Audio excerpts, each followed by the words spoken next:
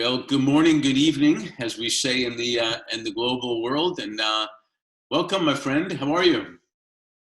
Very well. Namaskar. And Namaste. I'm very happy to be with you on your program on Leaders Who Care. I'm super excited. We met years ago, actually in Toronto, if I recall, and at a Verde Exchange conference, and just became friends. And then I got to see you again I don't know, a year ago, maybe a year and a bit ago in Delhi. That was great, and so I'm really appreciative of you being on this. And I know there'll be some few good tidbits, I'm sure, that we'll be able to share with the audience. And in that respect, then do me the pleasure of just introducing yourself and telling a little bit about you. I know how you can talk and how I can talk. Just tell a little bit about you. Sure. No, it's Mark. It's been great. It's been a decade that we've known each other, and we just bumped into each other at the Verde conference, which I was invited by the government of Canada to address. And we just clicked each other, and I think it was a great click. And when I got your connect again, about a year and a half back, it was great memories coming back to me of the time we were able to communicate, meet, spend while we were there for that conference. So I have great memories from Canada and your being there. And it was such a pleasure last year when we caught up in February 2019, welcoming you here in India for the conference you were hosting for the Fifth Element. And that gave me an exposure to meet you and your colleagues on various fronts. I also got that exposure of understanding the kind of work which you're doing in terms of building human resource. Now, you asked me about me. In any case, you know all about me, per se, because 10 years you've known me fairly in and out. But my audience doesn't know you, so you have to tell a little bit about you. I am Professor of Finance and Dean at the Indian Institute of Finance. It is a 33-year-old research-based education institution. I also edit a journal, a technical refereed scientific journal called Finance India as the executive editor. It's a 400-page publication. Each issue is about 400 pages. And it is ranked third best worldwide by various international agencies in a very high impact factor. For the my journey in terms of television and all, I would say as an expert being interviewed started way back in 1994-95. I was interviewed by BBC World Hindi, and then it's never stopped. So fortunately, I'm happy, and I can say that my views are considered by the government in India and even international agencies. And I'm interviewed almost every other day on some television network or newspaper or news agency worldwide. I have, to my credit, I would say, if I have another second or so, various decisions which have been taken by international agencies. Like I would say the KYC norms which you observe in banks was something which was proposed by me and my co-author way back in 2003 and 4, which was taken up by the World Bank and the IMF, and they introduced the KYC norms in accordance with what we had suggested at that time. Then the formulation of the European Constitution, I was the first one way back in 1999, 2000 and 2001, where I addressed over 20 forums in Europe, in US, European Parliament Forum, European Union forums, where I talked about this concept of Europe, a new Europe, a constitution of Europe, and the Fiscal Policy Board. And I'm happy to say that the first draft for European Constitution was submitted in 2004, and the Fiscal Policy Board is already in place, which was formalized in 2017, but informally it was existing from 2001 to onwards, after my suggestion, which went to the European. So like this, I have had a couple of decisions, and one major decision again recently which took place was by our Prime Minister Modi, where I have been talking about post office banking, where you are uplifting the post offices to become a bank. And they had been doing some basic work, but then extending it to a great extent.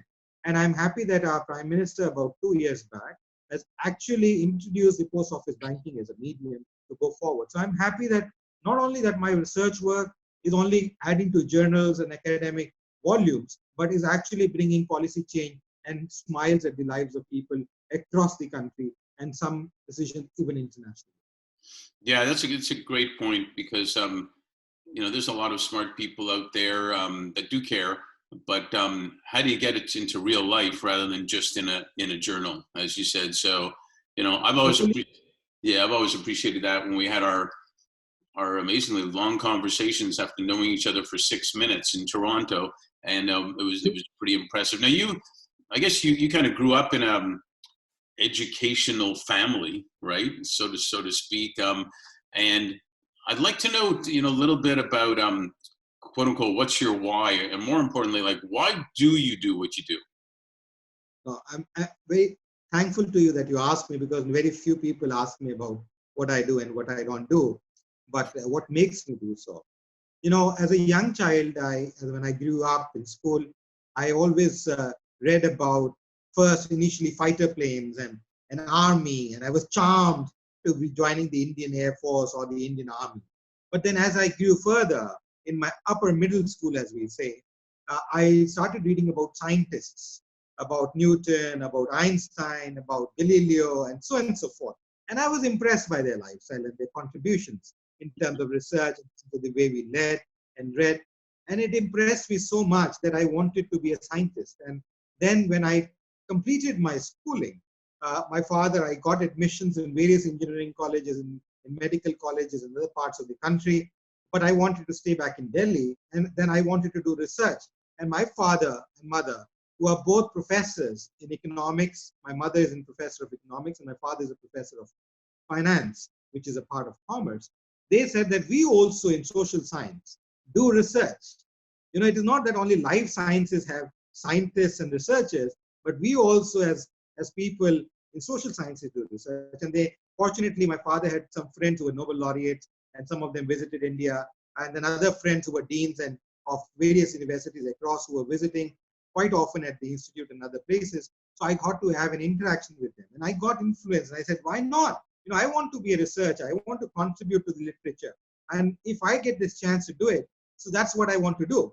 And then fortunately I did that, but then they wanted me, and I also wanted to get an exposure from overseas studies. So after finishing my master's here in India and my graduation in master's, I went forth to do my master's in London School of Economics in London. Mm-hmm. And then I wanted to have an exposure of the US. And so I went and met almost about 4 or 5 Nobel laureates, Robert Merton, a couple of others who were friends of my father.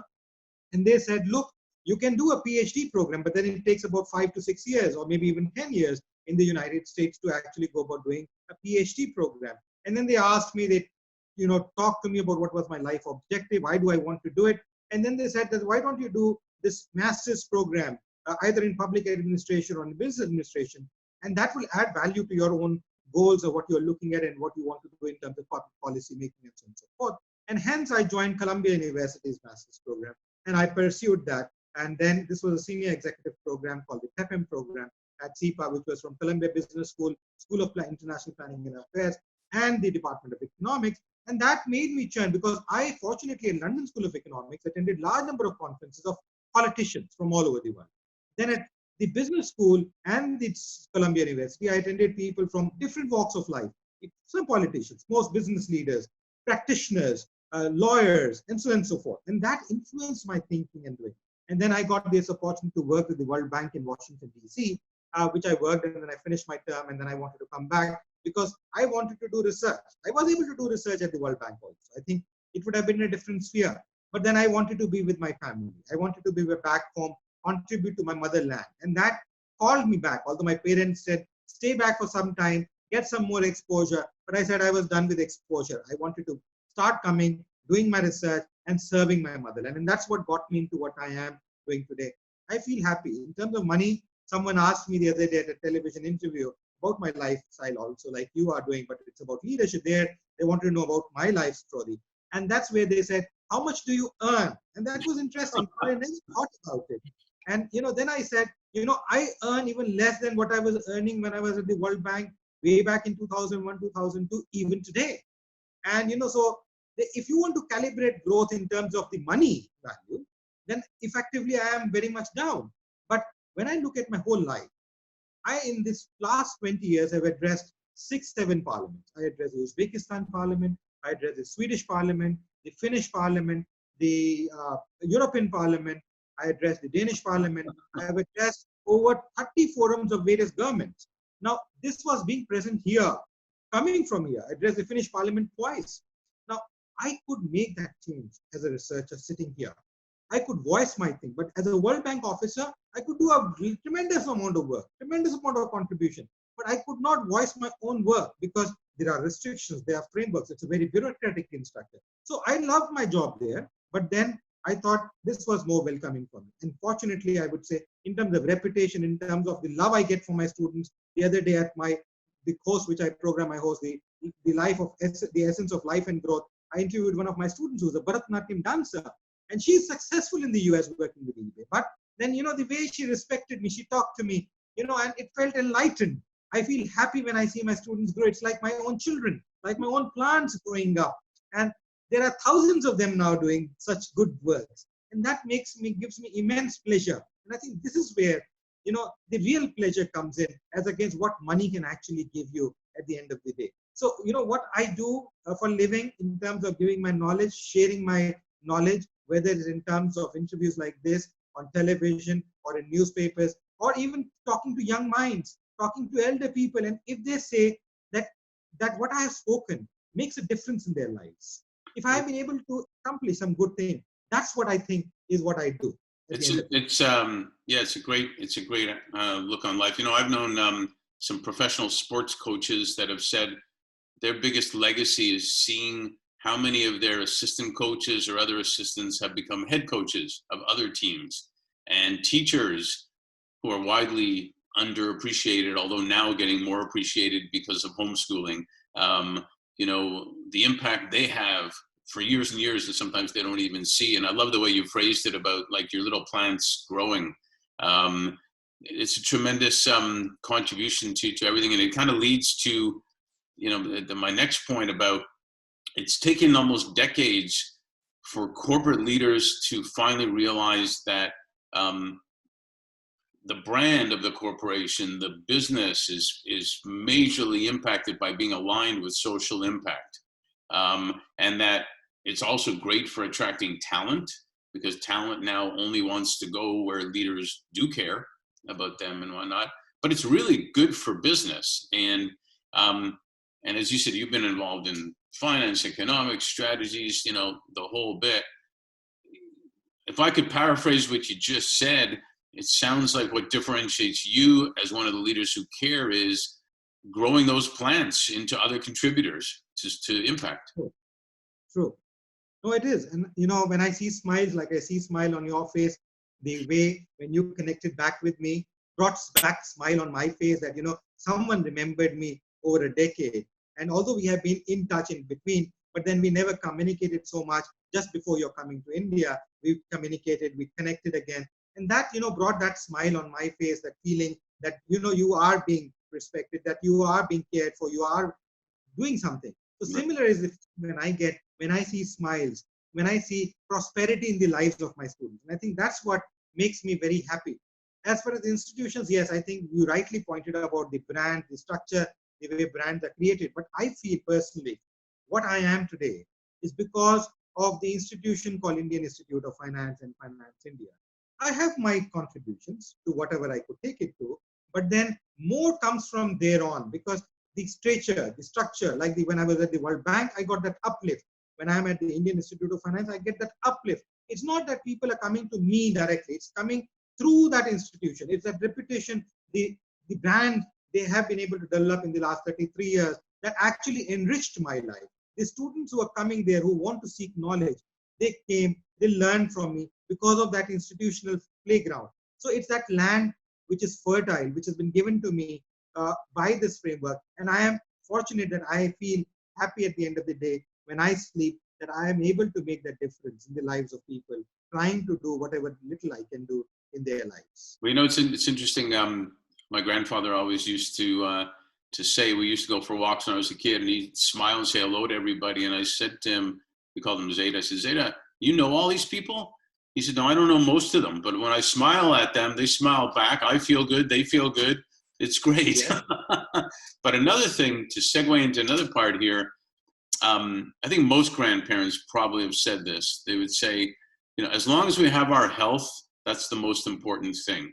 And with all the speed of technology, with COVID upon us right now, impacting social and economic, how do you see things developing. How do you see the future of how work's going to be, how doing business is going to evolve over the next short to long term? So I'll take another 2-3 minutes, but I'll divide this into two components, And the first is that, if you have seen, I've been holding this series of webinars on essence of life and job. And I've interviewed about 58 people from across the globe, Hollywood actresses, lawyers, people from professor academics, people, doctors, different spheres altogether from different parts of the world, from Japan, Turkey, different countries, US, UK, everywhere. And, one thing which came out unique to my satisfaction, in fact, which I thought, but then it's more like a research which I am able to understand, is that people at the end of the day are very happy. They have learned and they have introspected in themselves. They've got this time because they were on a run. It was become so stressful. They have stopped. They're looking into themselves. And that happiness is growing over time, And that is something which is very critical, in my opinion, when we look at healthy life. Because at the end of the day, if you're not happy, if you're not satisfied with what you do, Right. if you're not able to suspect and see, have you actually done something and do you need to do what more and what not more, then you are just running like a mad race, where for what is not clear. And I think that is something which came out as a very clear message in some of these frameworks. It has built upon me. I have learned about it. And I think that's very important. The other component is that, it gives you mental satisfaction. These periods, these difficult periods, are seen difficultly. But we have been at the Indian Institute of Finance researching for the last 4 months on trying to understand, because I'm a professor of economics and finance, more finance, I look at it from a non-humanitarian perspective, from an economic perspective, not purely a humanitarian perspective. And then we try to study almost large number of pandemics, over 24 pandemics which have happened in the last 3,000 years. Then we studied the kind of war situations which have happened, the tsunami situations or earthquakes or fire burns which have taken place around the world. US suffers every year because of the fire which takes place in big, rich forests, which destroys the wood. Australia had that happen. We had the tsunami in 2004. We have had SARS, we have had pandemics, we have had AIDS, which is still servicing, and so on and so forth. You can keep naming them. World wars, Syria is suffering from a war, Afghanistan has suffered for a war. So there is these things going on, and we try to study them. And when we study them, we found very interesting outcomes. And what the outcomes were, Mark, that within a span of about 6 months to about a year, and in fact, it starts from 6 months from the period it ends, things start rebounding back very fast economically. And the reason is that things get destroyed, things get delayed. And as a result, there is a need which is there, which creates things like in tsunami, which happened in 2004, Indonesia was majorly destroyed completely. And then for almost a decade from then, Indonesia has never surfaced any slowdown. Why? Because they had to develop. The industry which was sleeping, had no work, had suddenly got work. Similarly, 2000, 2007, 2008 crisis in the US, the meltdown took place. Whole reorientation took place, and then they created. So when we look at various pandemic scenarios, like even now, the healthcare is working extensively. Large number of institutions and organizations which were into perfume making, other chemical industries have started making sanitizers, masks, and so on and so forth. Individual institutions are making masks, trying to grow up. And we will certainly see when things open up, because people have delayed their consumption for such a long time, for almost 2 months now, they will suddenly go about spending, because we say in statistics, a mean reversion process. The mean reversion means one has a tendency to go down to the same level. If I give you a pebble and you throw in water, there are ripples created. But those ripples settle down. They come to their normalcy. What is the new normalcy going to be there would be different. But the normalcy is that the fact that you will have to go about, I have not been able to get a haircut for the last 2 months, now 2.5 months. So most of us will rush to a barber. So there will be an extensive demand of a barber services. Then there will be extensive demand of food services, entertainment. Now the environment has become so clean. People have not been coming to a city like Delhi for decades now because it was so polluted from smaller cities in India. Now they would love to come to Delhi, see the historical places in Delhi, love to travel because things are very clean.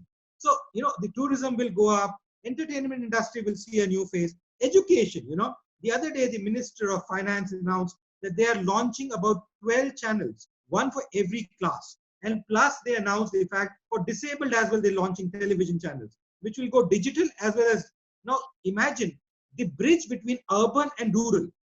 Rural India, people could not afford to get that education. Now they will get a uniform base. The divide between urban and rural will disappear. Large number of people have gone from big cities like Delhi to their rural hometowns, migrant workers. You might have been reading in newspapers. Now there is a chaos. But what will happen? Now someone who has been eating McDonald's burgers or eating Pizza Hut's pizzas, he cannot change his habit to eating rotis and chapatis every day. He would need that. So McDonald's will now start setting up shops in smaller towns, in rural areas, who have gone to industries coming from agriculture backgrounds, who their forefathers were doing agriculture. They can't do agriculture now because maybe for a decade or 5 years or 10 years or 15 years, they have not done agriculture. So they would like to set up industries or agriculture-based products. So there will be a growth. That divide between urban and rural will disappear. So there will be a new growth movement. I say it is a process of evolution. And I say this evolution is something which is teaching mankind or what is being together, connecting with each other, feeling each other, understanding and appreciating the feelings of people in the families.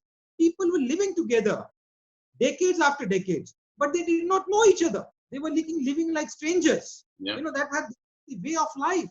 They did not know how to share a smile like the way I share with you. They had forgotten that what is sharing a smile like, or having a cup of tea in the evening. I think that is something which will grow up. So I don't see any problem. The economies will rebound back. The World War II happened. US created framework for Europe to be redeveloped. The whole Europe got developed. It took about 10, 15 years. But there was a major momentum, both in the US economy, in European economy, and all those economies which were destroyed. Within a span of 3 to 6 months, there was a huge burst which came in. And so I, as an economic and a finance professor, I feel that there is nothing to worry. The jobs will reorient. The structure of framework will reorient. We are looking new ways, communicating, connecting with people, doing work, doing business. There will be a whole new economic framework which will come in place. And that is going to yield more productive, more efficient results, which can save the environment. So we don't need to keep crying about environment as we have been doing for the last 30 years and with no results. And we will see peacocks, birds chirping as we see in India today. And I believe that's there in, the other day I read in Venice, dolphins have come back into canals, which have not been seen for almost like 3 or 4 decades. I know. Now, that's,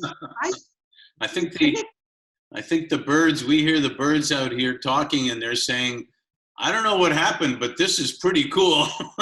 I actually agree. We have tigers come on the streets, in big streets, main streets here. It's like reclaiming their territories, but we should not fear them. They are part of this ecosystem. Right. They are like brothers and sisters for us. They have equal right. I remember we had the Deputy Prime Minister of Poland who was addressing at the Institute. I'll take a second more if you don't mind. Who was addressing at the Institute way back in 94, 95. And I was taking him around to show him a little bit of Delhi. And then he said, Aman, I see these buffaloes, these cows roaming around in the streets. Don't you have any rules, regulations? Don't you have any problems with it? I said, you see, they are as good a citizen of this country as I am. I may have a passport. I may have an Aadhaar card or a social security number framework or a PAN card or an income tax card. They may not, but they are equally born because they have equal rights being born on this piece of land. If I can move freely, so can they.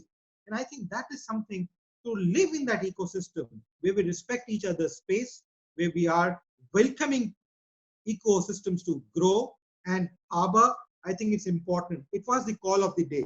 Corona, as one of my speakers who's a doctor said, is like a guru corona. He has made us understand something which we have missed, looked us into spirituality and started connecting us back into our lives, putting us on the train tracks. We had lost track of our life. We are back on track. And I think we will be a better society, whether it is in the US or in India or in Germany or Turkey or Venezuela, or you talk of a smallest country like Cambodia or Vietnam. I think we are on the right path to prosperity and rethinking of our lives to take us forward, going ahead. I wish you had some passion, man. I wish you brought some passion to the table. Come on.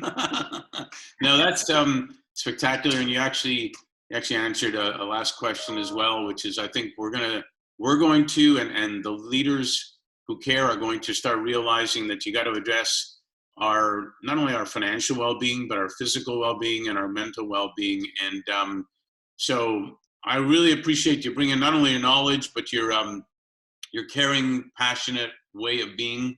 And I thank you for being a really good friend. And we hope to see you again super soon. Certainly. No, I love to see you again soon. I've been a student. I love being a student. It's something a process of learning. And I learn so much from you. The smiles you bring, the fascination you You tell bring, that to all the guys. Hope I could have that zeal as well in terms of inducing in that environment. But I still have to learn this trick from you, which I always appreciate from day one when we met in Canada, in Toronto. What's that? And that is, this connect of this beautiful smile you have, the energy you bring forth, and the positivity you bring forth to it. I become very analytical being an economics person, but then you have that human touch to it. Your smile, your communication has it. And that's something which wins the hearts of others. And I think since then, I have been won by you in terms of the hearts. And I think that's where I feel that importance of that smile, which you keep talking about, the connect which you have is very critical in my life in trying to understand. So I learn from you a lot from that perspective. Well, and the feeling is mutual, and that's why we keep connected. So thanks so much for bringing all you bring, and for bringing it here. My pleasure. We will talk to you again real soon. Thank you. Jai Hind.